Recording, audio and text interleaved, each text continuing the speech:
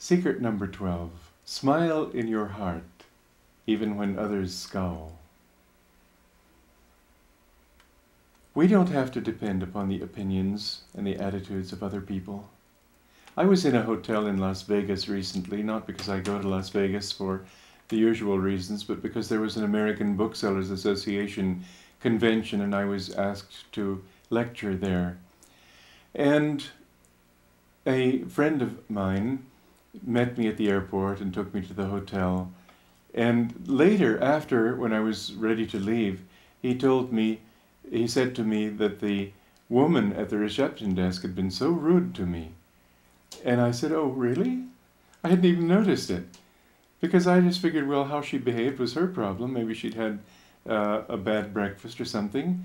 And I just was being friendly to her and kindly to her. And if she wanted to respond, fine. If she didn't want to respond, well, that was her problem, not mine.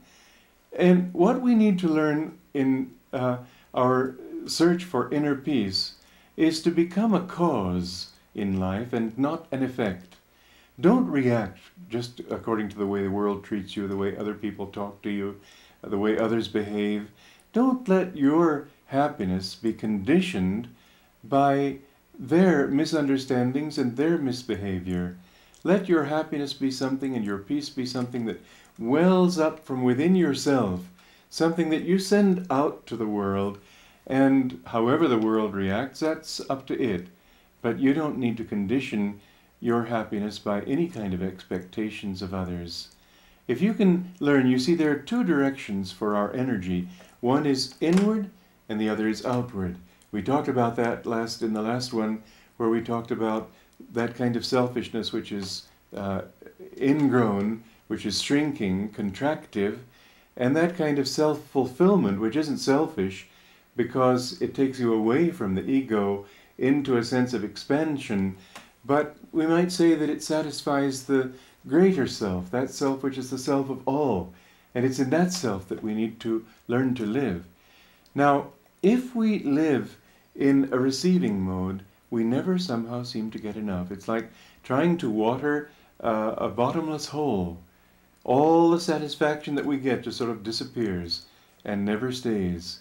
Whereas if we learn to put ourselves into a giving mode and learn to put out rather than take, then we find that we can have peace all the time. So smile in your heart, even when others scowl. Smile when other people treat you badly, if they don't like you. Just feel it almost, it's sort of fun to think this way, that I wonder if I can't cheer this person up.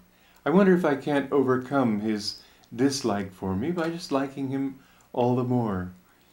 It's a wonderful challenge. If this is one of the kinds of victory that we need if we're going to find inner peace, it's a lovely thing to walk through the city streets and look at all the lonely, grim, set, sad faces and just try to uplift them with a smile. And if you feel that they might misunderstand your smile, because people have all kinds of ways of taking things, then smile in your heart. You don't have to smile outwardly, but just in your heart, give them a little bit of your peace. And as you give peace, so you will have peace. It's something that you have more the more you give away.